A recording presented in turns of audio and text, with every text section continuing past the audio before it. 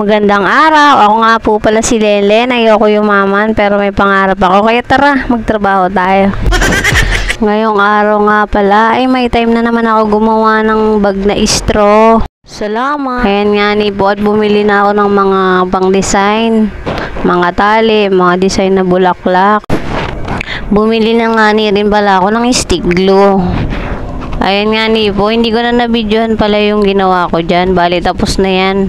Maliit lang po yung ginawa ko. Kumupit-gupit lang po ako dyan ng design ng mga flower at dinikit-dikit ko po gamit ang glue gun. Bawal po to sa mga bata kasi mainit po yung glue gun. Ayan po. And after po, nilagyan ko po ng design yung takip niya. Kulay blue po na parang basta mini flower yan. Mahaba. Glue gun din po yung pandikit ko dyan. Pag wala pong nabili sa tindahan, ayan po ang nakakaabalahan ko ngayon yung paggawa ng bag gamit po ang straw. Recyclable po yan. Siyempre nagatanim din po ako ng mga halaman dyan sa mini garden ko. Paminsan-minsan. Hindi mo naman kailangan bantayan yun. Dilig-diligan mo lang araw-araw yun. Ay ayos na, di ba? Oh.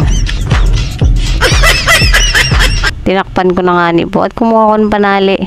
Bali kulay pink po ang agawin ko dyan panali. Asuot ko lang po yan dun sa may hose. Yung parang ano bagang hose ba tawag dun yung nagamit sa construction. Basta yun na yun. Pang patibay po yan. Level hose, ayun.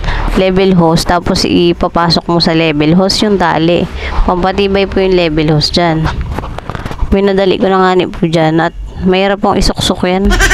Ay, isa-isahin mo talaga yung butas. Yung butas. Salamat.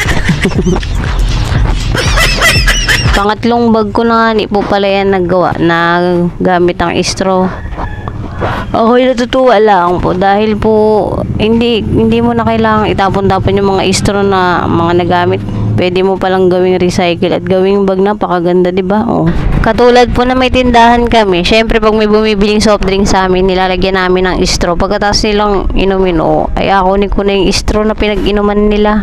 Syempre ahugasan ko muna yun, oh, di ba? Hindi mo na kailangan itapon sa basura. Tapos na nga ni po, ayan na po ang pinaka-final na result ng ating straw bag. Salamat po sa panonood. Keep on watching. Araw-araw po kayo manood ng aking video. Salamat. Bukas po ulit. Do ba do ba do ba do ba do ba do ba do ba do do ba do do do a do ba do ba do do ba do a do ba do.